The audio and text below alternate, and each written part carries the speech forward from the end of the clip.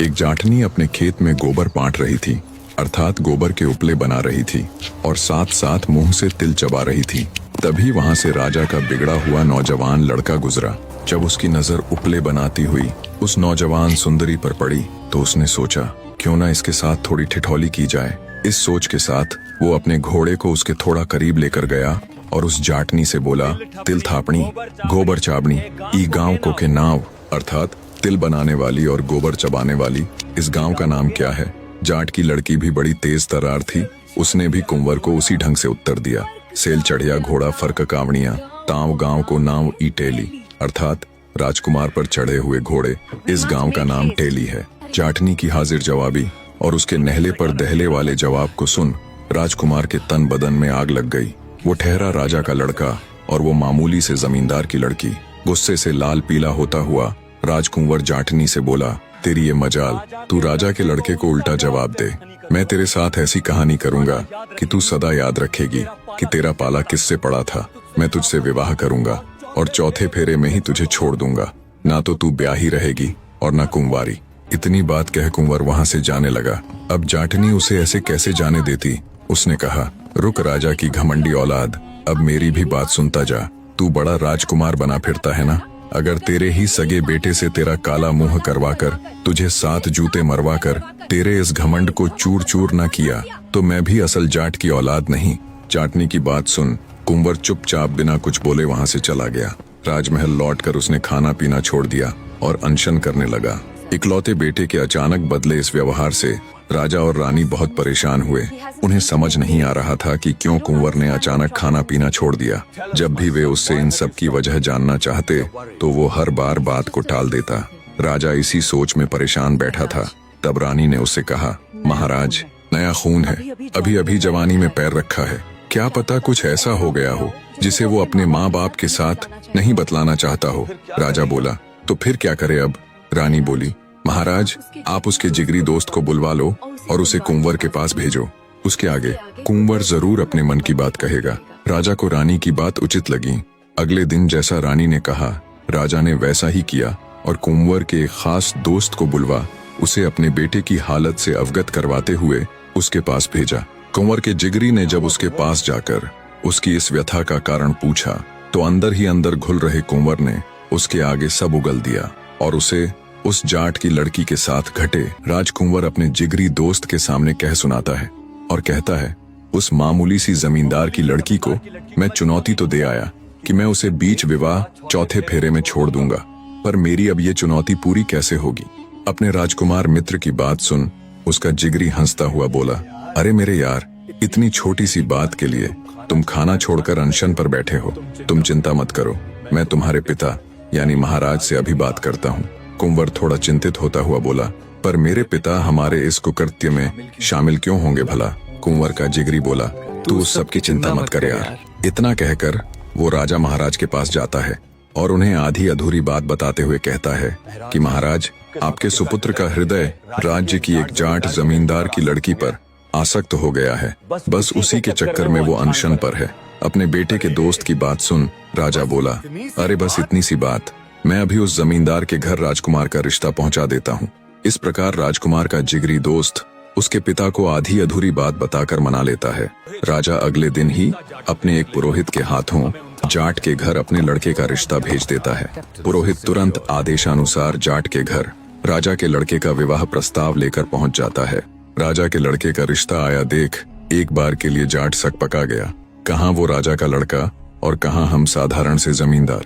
वो गहरी सोच में पड़ जाता है। उसका दिल इस रिश्ते के लिए गवाही नहीं दे रहा था, पर भला राजा के आदेश को टालने की उसके अंदर क्षमता कहाँ।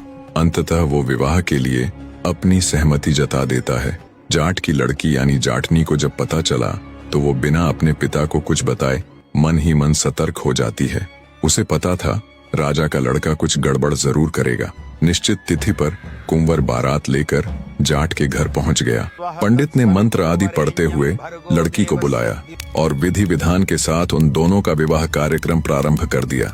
रस्म अनुसार जब उन दोनों के फेरे हुए तो 3 फेरे पूरे होने तक तो कुंवर ने कोई हरकत नहीं की, पर ज्यों ही चौथा फेरा शुरू हुआ वो धड़ मार कर एकदम गिर पड़ा। अब उसके मित्र आदि तो पहले से ही सारी योजना से भली भांति परिचित थे। उन्होंने आनन फानन में हो हल्ला मचाते हुए राजकुमार को उठाया और बोले, कुंवर को मिर्गी का दौरा आया है, ठीक होने पर इसे वापस ले आएंगे। इतना कहते हुए उन्होंने कुंवर को पालकी में लिटा दिया और शादी के बीच ही उसे ले गए। इधर जाटनी भी पहले से ही सतर्क थी। उसे कुंवर के मंसूबों का अच्छे से पता था। चौथे फेरे के दौरान जब कुंवर बहाना करते हुए नीचे गिरा और ये सारा झमेला हुआ, उसी दौरान उसने चुपके से कुंवर की कटार निकाल ली थी। उनके जाने के बाद जाट की बेटी ने राजकुमार की कटार से बाकी बचे हुए फेरे ले लिए। इस प्रकार विवाह संपन्न हो गया। अब बदले की बारी उसकी थी। जाट की लड़की को धोखे से विवाह के बीच में छोड़ राजकुमार राजमहल लौट आता है। वक्त बीता, पर कुंवर अब उसे लाने के लिए क्यों जाने वाला था भला? उसे तो बस अपनी कही हुई पूरी करनी थी। जाट की भी इतनी हिम्मत नहीं पड़ी कि वो राजा के सामने जाकर अपनी बेटी के साथ हुए इस अन्याय की गुहार लगाए। जाट की बेटी दिन प्रतिदिन गहरी चिंता में सूखने लगी। अंदर ही अंदर उसे ये बात कचोटती रहती कि राजा का लड़का तो उसे बीच विवाह छोड़कर अपनी कही बात पूरी कर गया। अब वो अपनी बात को कैसे पूरा करेगी? आखिरकार जाटनी ने भी एक योजना बनाई। अपनी योजना को अंजाम देने के लिए वो अपने पिता के पास जाती है और उनसे कहती है, पिताजी, कुछ दिन से मेरा मन उखड़ा उखड़ा सा रहता है। अगर आप इजाजत दें तो मैं मानसिक शांति के लिए तीर्थ जाना चाहती हूँ। जाट ने भी सोचा, ठीक है, तीर्थ आदि घूमने से उसकी बेटी अपने साथ हुए उस हादसे को भूल जाएगी। उसने खुशी खुशी अपनी बेटी को तीर्थ जाने की इजाजत दे दी और जाते हुए उसे राह खर्च के लिए बहुत सारा धन आदि भी दे दिया। जाट की बेटी तीर्थ के लिए घर से निकल पड़ती है, पर उसे कौन सा सच में तीर्थ जाना था? उसे तो राजा के लड़के से बदला लेना था। अंततः वो अपनी बनाई योजना अनुसार उसी नगर में जाकर रहने लगी जहाँ का राजा उस राजकुमार का पिता था। अपने पिता के दिए धन आदि से जाटनी ने नगर के अंदर एक ठीक ठाक घर ले लिया और वो अपना रूप बदलकर गुजरी का रूप धारण कर राजा की नगरी में रहने लगी और कुछ बढ़िया नस्ल की गाय ले ली। योजना के तहत वो अपनी गायों को हरे चारे के साथ साथ बहुत से सूखे मेवे खिलाती। मेवे चराने से गाय का दूध अति उत्तम होता चला गया।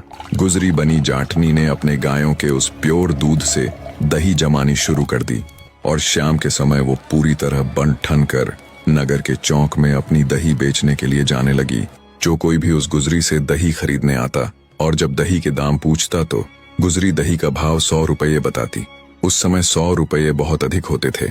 एक दिन राजकुमार का दोस्त जब चौराहे से गुजरा तो उसने भी गुजरी बनी जाटनी से दही का भाव पूछा। 100 रुपये बताने पर उसने सोचा, अवश्य ही कोई खास प्रकार की दही होगी, इसलिए इसका मूल्य इतना अधिक है। उसने गुजरी से वो दही खरीद ली और राजमहल जाकर वो दही उसने राजकुमार को दे दी। राजकुमार ने जब दही का स्वाद चखा तो उसकी तबीयत फड़क उठी। एक राजकुमार होते हुए भी उसने ऐसी स्वादिष्ट दही कभी नहीं खाई थी। दही के स्वाद से अभिभूत हो जब उसने अपने मित्र से उस अत्यधिक स्वादिष्ट दही का राज पूछा तो उसके दोस्त ने उसके आगे की पूरी बात कह सुनाई। राजकुमार ने सोचा, जिसकी दही इतनी स्वादिष्ट, इतनी उत्तम है, वो स्वयं कैसी होगी? ऐसा सोचकर वो अगले दिन खुद गुजरी के पास जाने का विचार करता है। गुजरी आम दिनों की ही तरह नगर के चौराहे में खड़ी अपनी दही बेच रही थी। तभी राजकुमार उस गुजरी के पास आता है और उससे दही देने को कहता है।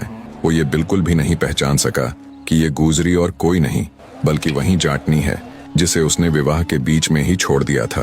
राजा का लड़का गुजरी के रूप सौंदर्य पर आसक्त हो जाता है। गुजरी यानी जाटनी की तो शुरू से ही ये योजना थी कि वो किसी प्रकार राजा के लड़के को अपने जाल में फांस सके। अब राजकुमार हर रोज गुजरी के पास दही के बहाने आने लगा। एक दिन गुजरी ने उसे अपने डेरे में आमंत्रित किया। दोनों का प्यार